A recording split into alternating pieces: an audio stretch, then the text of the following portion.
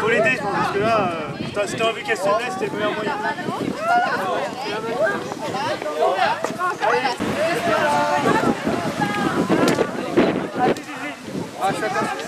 Si je t'écoute bien, tu n'auras utilisé qu'un préservatif, donc tu feras quoi si ça craque? Tu le changeras, ce sera plus tard, hein, quand même. Eh oui, on vient de l'évoquer là.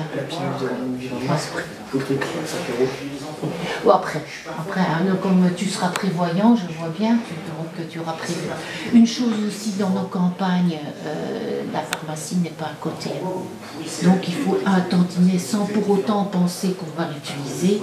Moi je dis toujours à tout le monde, il faut prévoir un peu, quitte à ne jamais l'utiliser, mais l'avoir et pas stresser parce que, bien sûr, on habite il y a plein de villages où il n'y a pas de pharmacie. Et vous n'avez pas spécialement des moyens de locomotion. Hein? Donc, essayez d'être prévoyant et pas avoir un coup de stress énorme. De penser de nous. Pourquoi?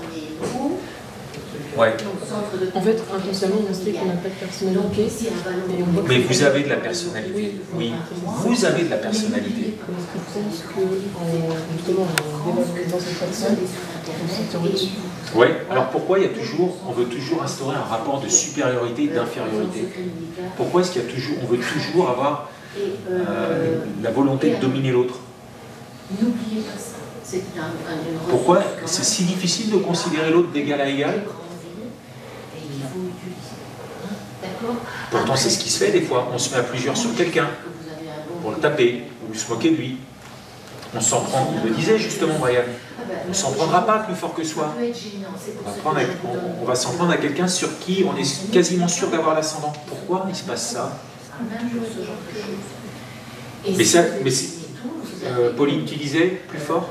Parce qu'on veut toujours être meilleur que les autres. On veut toujours être meilleur que les autres, mais vouloir être meilleur que les autres, en soi, c'est positif.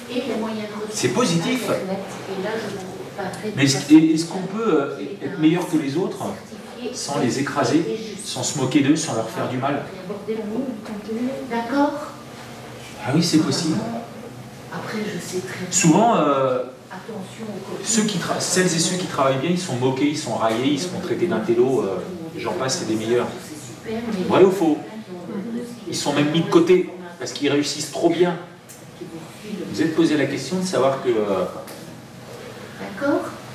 De savoir ce que faisait la personne quand elle rentrait chez elle après les cours le soir. Elle était fatiguée comme vous, comme d'autres, comme tout le monde d'ailleurs. Ben, elle va peut-être ouvrir son agenda, regarder ce qu'elle a à faire. Oui, ça parle hein, quand je dis ça. Elle va peut-être regarder ce qu'elle a à faire le lendemain, même si elle n'a pas envie de le faire, même si cette personne n'a pas envie de faire, elle va le faire quand même, elle va essayer de s'avancer, etc. Elle va apprendre ses leçons. Bref, on n'a pas rien sans rien. Oui, on est tous différents. Oui, peut-être que, tiens, Pauline, elle va lire ça. En 1 minute, elle aura tout retenu. Et puis moi, je vais être comme ça. Alors, planning Festi Santé du 11 octobre 2018, Chaume.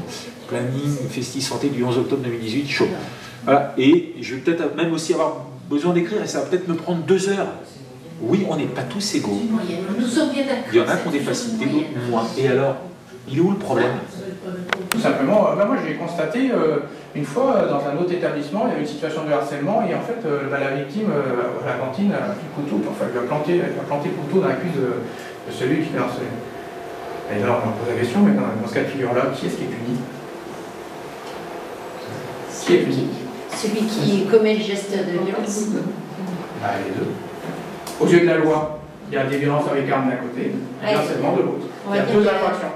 On va dire l'infraction la plus, répréhensible. on est d'accord. Ça va être celle qui touche à la violence physique. Pas forcément, ça dépendra du juge, bien évidemment. Mais il y a une enquête à faire, apporter tous les éléments sur l'environnement de ces violences, justement, au magistrat qui va décider des poursuites et qui va décider, donc le procureur d'un premier temps, le juge par la suite, si ça va jusque devant le juge. Et derrière, en fait, c'est tout l'environnement qu'il va falloir juger. C'est pour ça que le rôle du juge est très important, puisqu'en fait, il faut qu'il ait tous les éléments pour pouvoir, derrière, prendre la décision qui soit le plus adaptée possible à la situation.